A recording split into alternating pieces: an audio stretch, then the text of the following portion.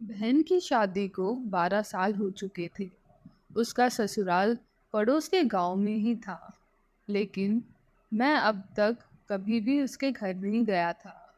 लेकिन वह कभी कभार सबसे मिलने के लिए घर आती थी। एक दिन मेरी पत्नी ने मुझसे कहा कि तुम्हारी बहन जब भी आती है तो उसके बच्चे पूरे घर पर कब्जा कर लेते हैं और बहुत परेशान करते हैं। पूरे घर में सामान फैला देते हैं। खर्चा तो 2 गुना बढ़ जाता है। और तुम्हारी माँ तो चोरी चुपके से उसे साबुन, वॉशिंग पाउडर, चावल और दाल, यह सब चीजें देती रहती है। यह सब सुनकर मुझे बहुत गुस्सा आया। मैं मुश्किल से घर का खर्चा चला पाता हूँ और मेरी माँ मेरी बहन को सब कुछ दे देती है। एक बार बहन घर आई थी, तभी उसके बेटे ने टीवी का रिमोट ही तोड़ दिया। मुझे गुस्सा आ गया और मैंने अपनी माँ से कहा कि दीदी को ऐसे बार बार घर नहीं आना चाहिए, बस दिवाली पर ही आया करे। और जो तुम झोला भर के सामान देती हो वह भी बंद कर दो। माँ ने कुछ नहीं कहा, पर बहन ने सब सुन लिया था। लेकिन वह भी कुछ नहीं बोली। फिर 4 बज चुके थे। उसने अपने बेटे को तैयार किया और कहा, भाभी मुझे बस स्टॉप तक छोड़ दो। मैंने ऐसे ही झूठ मूठ दीदी को बोला, जा रही हूँ दीदी, कुछ दिन और रुक जाती। उसने मुस्कुराते हुए कहा, अरे नहीं, बच्चों की छुट्टियां खत्म हो रही है, हमें जाना चाहिए अब। एक दिन हम दोनों भाइयों के बीच जमीन का बंटवारा होने वाला था।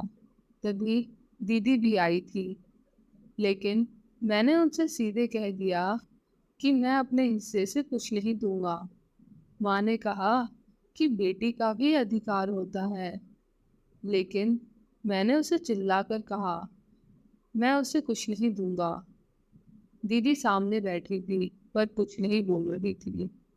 अलग होने के कुछ दिनों बाद मेरे बड़े बेटे को टीबी की बीमारी हो गई। मेरे पास उसके इलाज के लिए बिल्कुल भी पैसे नहीं थे। मैं बहुत तनाव में था। ऐसे ही फिर एक दिन मेरी बहन घर आई और मेरे पास बैठ गई। उसने अपना हाथ मेरे सर पर फेरा और कहा कि तुम तनाव में हो क्या? मैं तुम्हारी बड़ी बहन हूँ। मैंने तुम्हें बचपन से पाला है, तुम्हें जानती हूँ, और तुम मुझसे भी ज्यादा बड़े दिखते हो। उसने अपने हाथों से सोने की चूड़ियां निकाली और मेरे हाथों में दे दी। उसने कहा, तुम पागल हो, तुम ऐसे ही टेंशन ले रहे हो। ये चूड़ियां लो और अपने बच्चे का इलाज करो। वह धीरे से बोली, चूड़ी के बारे में किसी को मत बताना, तुम्हें मेरी कसम है। उसने फिर से अपना हाथ मेरे सिर पर फेर दिया। उसने मुझे 1,000 रुपए दिए। उसमें 50 और 100 के नोट थे। शायद उसने बचत करके जमा किए होंगे।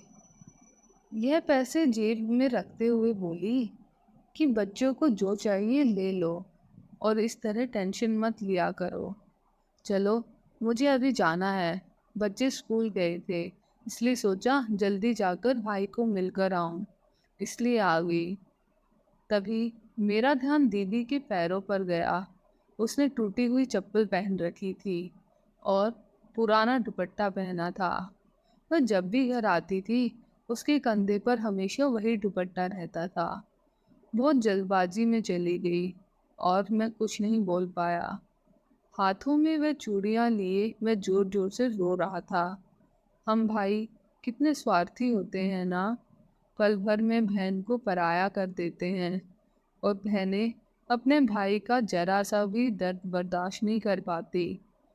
उसके घर में वह कई समस्याओं का सामना करती हैं, फिर भी अपने भाई के लिए जान निछावर करती है।